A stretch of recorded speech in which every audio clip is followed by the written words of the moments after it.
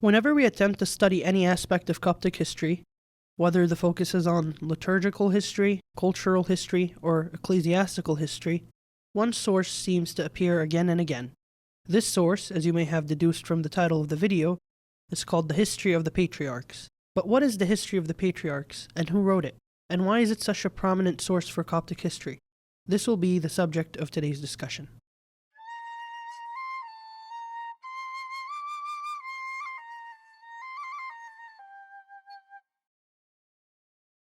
The History of the Patriarchs of Alexandria, also known as the Biographies of the Holy Church, is one of the most central sources of Coptic history available to us today.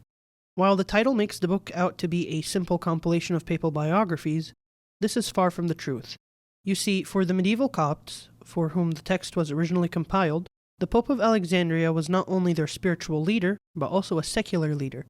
The Pope served as an arbiter between them in their disputes and as their representative before the Islamic government. Also, the Coptic popes were never an elite class unto themselves, but were subject to the same persecutions and struggles as the rest of the Coptic population. So, it should be clear to us that when the chroniclers were writing and compiling the biographies of the popes, they were not simply recording the lives and personal struggles of individuals, but rather they were writing down the history and struggles of the whole Coptic congregation embodied by the popes. For this reason, the biographies tend to give more attention to the major figures and events that took place during a pope's tenure, rather than the specifics of the pope's life. The History of the Patriarchs is traditionally attributed to Bishop Sawirus ibn Al-Muqaffa, the 10th century bishop of Al-Ashmunain. Bishop Sawirus was a major scholar and writer, and was most renowned for being the first known Coptic scholar to compose Christian literature in Arabic. He wrote a miscellaneous body of works encompassing varied subjects, such as works on morality, liturgics, theology, apologetics, and even a guide on raising children. The story of the History of the Patriarchs, however, is much more complicated than that. It doesn't have a single author. Rather, it was compiled, edited, and amended by countless scribes and authors throughout the ages. Most likely, Bishop Sawirus wasn't even one of its contributors, but was credited due to his renown as the father of Copto-Arabic literature. As a result of its long period of composition, there are several versions of the text with various levels of completeness available to us today. The modern Arabic version of the text was last updated in the 20th century and includes biographies up to Pope Cyril V, the 112th Patriarch of Alexandria. The History of the Patriarchs can be divided roughly into 5 parts. This is not an official division, but it is simply a good way to visualize and understand the evolution of the text. The first part is the introduction, the second part consists of the Greco-Coptic biographies, the third part consists of the primitive biographies, the fourth part consists of the Vulgate biographies, and the fifth and final part consists of the late biographies. Let's now take a more detailed look at each of these parts and discuss who their authors and contributors were. The first part of the text consists of 4 prefaces written over the centuries by different authors, compilers, and translators. It is from these prefaces that the traditional association of the text with Bishop Sawirus ibn Al-Muqaffa was derived. These prefaces make constant reference to him as the author of the book, and one is even attributed personally to him.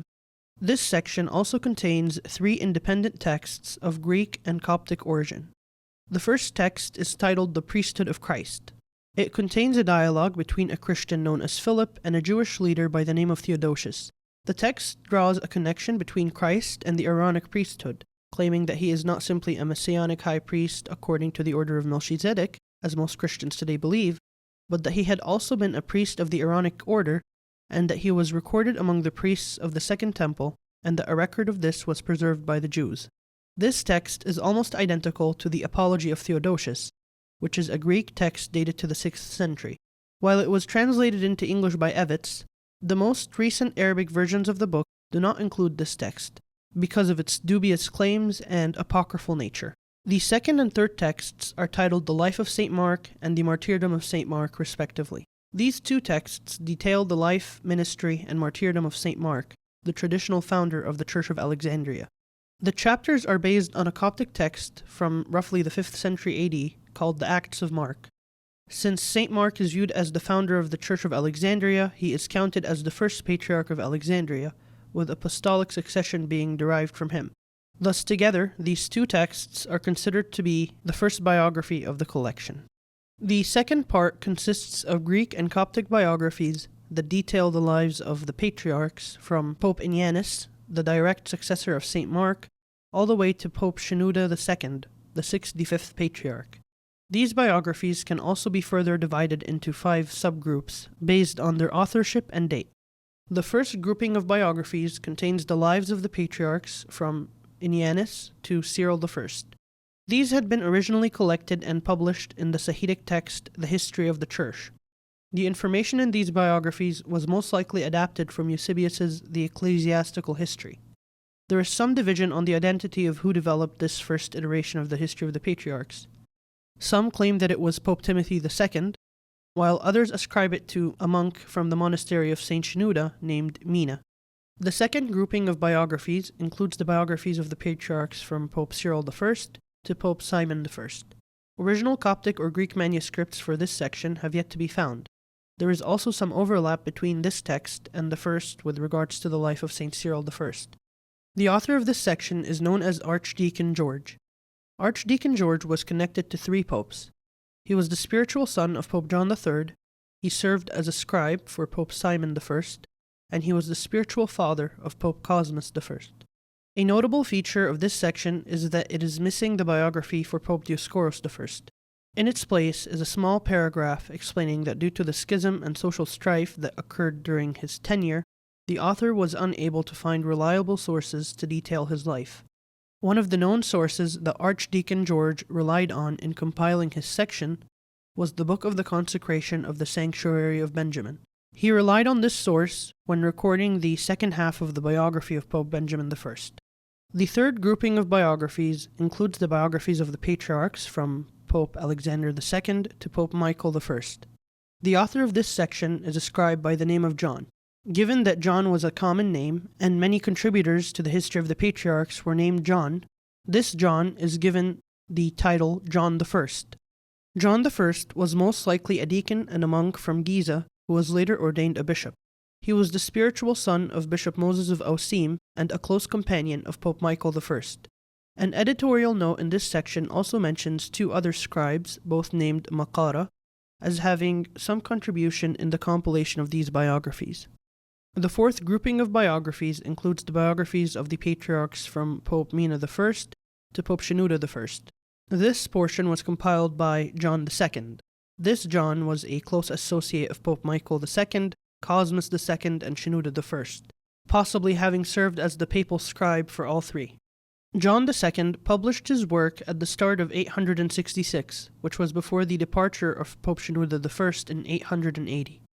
This suggests that the continuation and conclusion of the biography of Pope Shenouda I was a later edition, penned by either John II himself at a later point, or by an unknown later chronicler.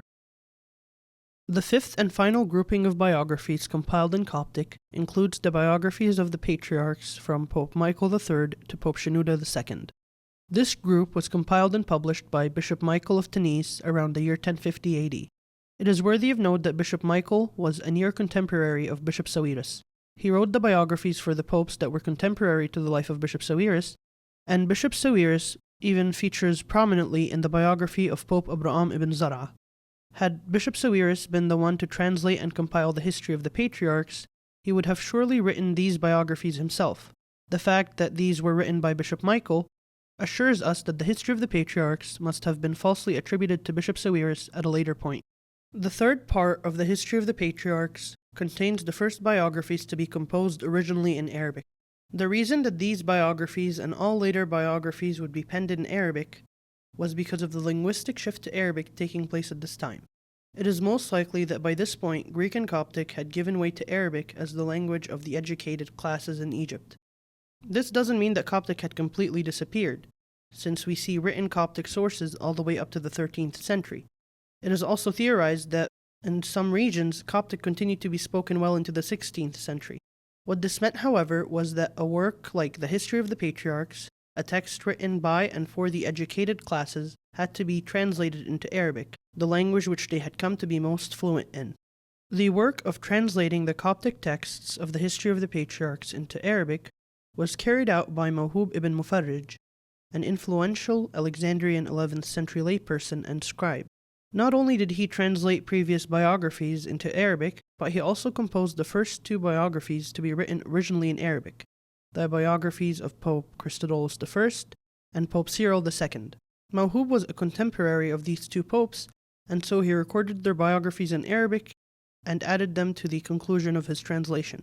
Mawhub is noteworthy for being the first recorded layman to contribute to the work, which is indicative of the social changes that were taking place in Coptic society at the time, with the laity playing a greater role in the church.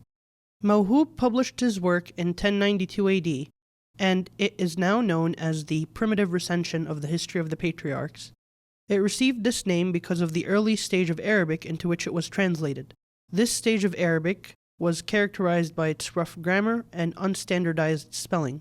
Some manuscripts of this text survive today. However, a complete translation of the text has yet to be published. A key feature of Mawhub's recension is its preservation of numerous narratives and versions of events from different points of view. This demonstrates to us that Mawhub was a true historian, concerned with preserving the accounts of history he had received from his sources, even if they did not fit into a concise standard narrative.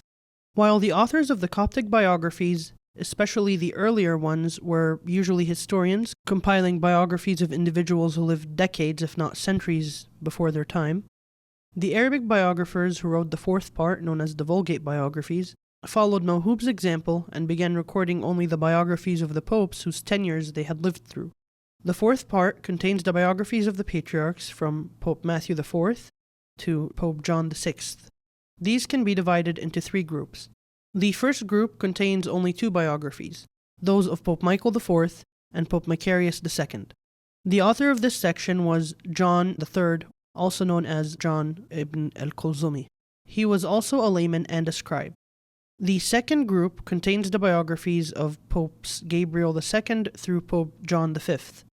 These were written by Pope Mark III, the 73rd Patriarch. The third group contains the biographies of Pope Mark III and Pope John VI.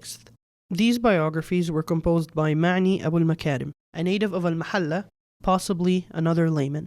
In addition to the biographies of the two popes, he also chronicled the events of the long vacancy prior to the election of Pope Cyril III. Ma'ni published his work in 1229 AD. This edition is known as the Vulgate recension.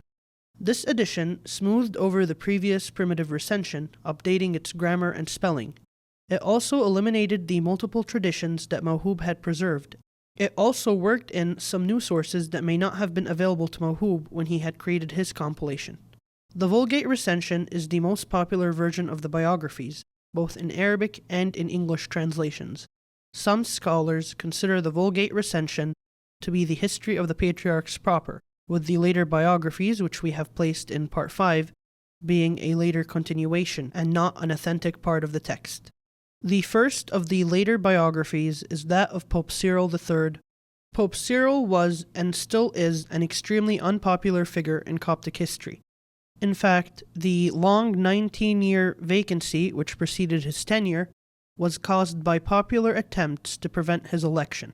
A biography was written for Pope Cyril, including the 19-year vacancy, by a layman named John ibn Wahb, who was a contemporary and a close friend of his.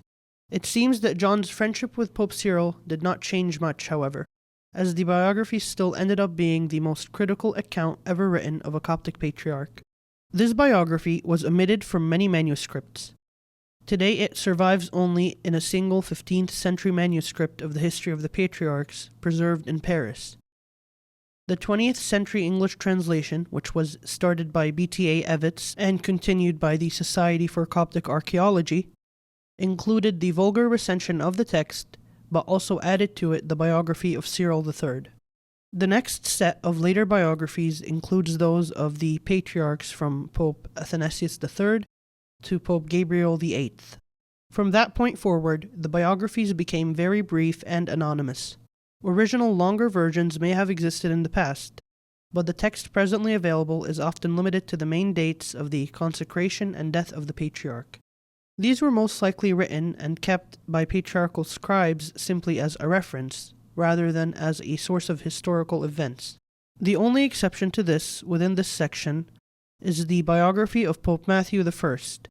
He has a more traditional biography compiled by an unknown bishop of the monastery of Al-Khandaq. The third section contains the biographies of the patriarchs from Pope Mark V to Pope Peter VII. These tend to be somewhat longer, giving more details about each patriarch, but they are still anonymous.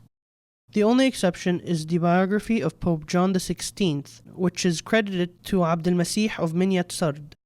The final section contains the biographies of Pope Cyril IV through Pope Cyril V. These biographies are more in line with the earlier Arabic biographies. They are longer and more detailed, and were all written by Father Abd al-Masih Salib al-Mas'udi, who was a contemporary of Pope Cyril V and served as the keeper of the patriarchal library during his tenure. The biography of Pope Cyril V is the final biography included in the latest Arabic edition of the text. With the full diagram now in view, it becomes clear that the history of the patriarchs is not a simple collection of biographies. It is a collection of collections of histories. It doesn't tell the story of individuals, but details the history of the Church herself. It details the events of the golden ages of the Church and frames the gaps of knowledge caused by the Church's dark ages. It portrays the trends of Coptic history and culture from one century to the next. It tells the story of the Coptic faith and the many hardships that the Church went through to deliver it to the modern era. It is a living document that contains 2,000 years of Coptic history, the history of the Church ever growing, ever moving forward, forever firm in Christ.